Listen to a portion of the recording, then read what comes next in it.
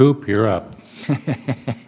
Thank you, Mr. Chairman, and thank you, Ranking Member Stabenow. Thank you for the panel for being here. As has already been pointed out, this is a tough set of conditions for people in farming and ranching. In addition to, you've got difficult weather conditions, low commodity livestock prices, market uncertainty, and this fire last month contributed greatly to that. And I've heard from a lot of ranchers who are concerned about the integrity of the cattle market following the fire. The fact that losing just one beef plant in the United States created so much volatility in the cattle marketplace, including decreased cattle prices for producers and increased box beef prices, to me is deeply concerning. And I think transparency in these markets is really important. And Dr. Lusk, I'll ask you this question, maybe take it for the record so I can ask a couple other questions. But as we consider livestock mandatory reporting reauthorization, suggestions that you would have to improve accounting for the decreasing portion of cattle and hogs that are sold in negotiated or cash markets. And if anybody else wants to comment on that, I would welcome it too. Mrs. Houston, Mr. Eaton, you both mentioned the Tyson plant fire that occurred last month in your testimony. Given your personal involvement in the cattle market, what are your thoughts about the volatility that followed that fire? And do you think that USDA's investigation into beef pricing margins is an adequate response, or are there other actions that we should be taking?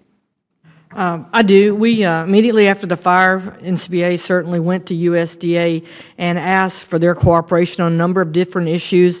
One was flexibility of inspectors if needed in different plants or over hours. We also asked for there to be immediate oversight from both the CFTC and USDA on what happened in the market to be sure that things were happening.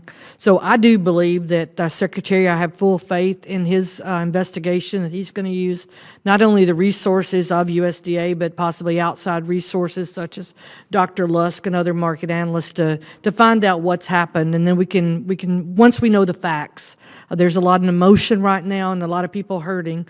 I really have faith that this investigation will bring out the facts of what did happen. Mr. Eaton. Yeah, thank you, Senator. I think we should wait for the investigation and to see what they come up with, but I think there's some things we can suggest that they look into as well. I know in my personal experience in feeding cattle that there was a lack of transparency issues a few weeks after the fire that negatively influenced the cash trade, and that goes back to the recommendation U.S. Cattlemen's making in regards to the non-native division and mandatory price reporting.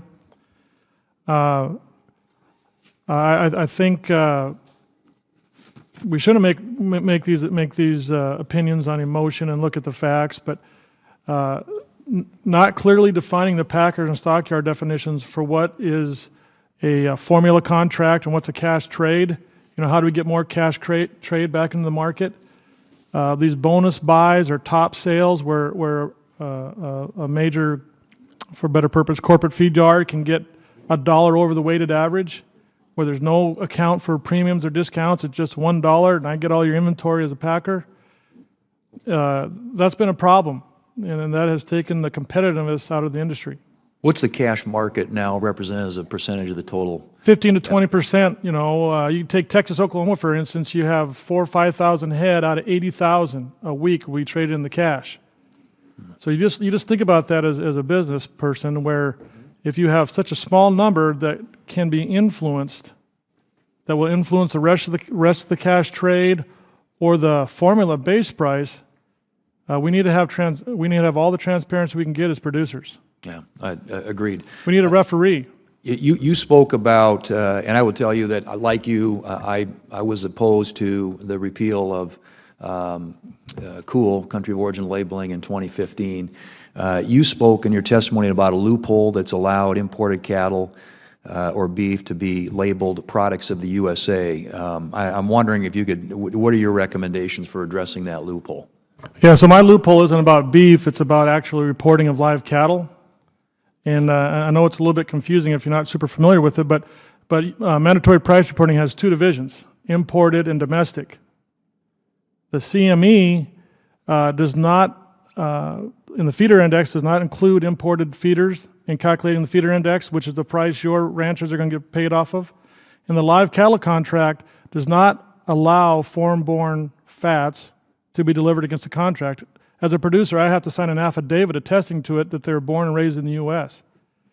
So what is happening today, USDA does not report in the domestic trade these imported feeders that come into Nebraska, Texas, wherever, and get fed to slaughter weight. They do not report them separately.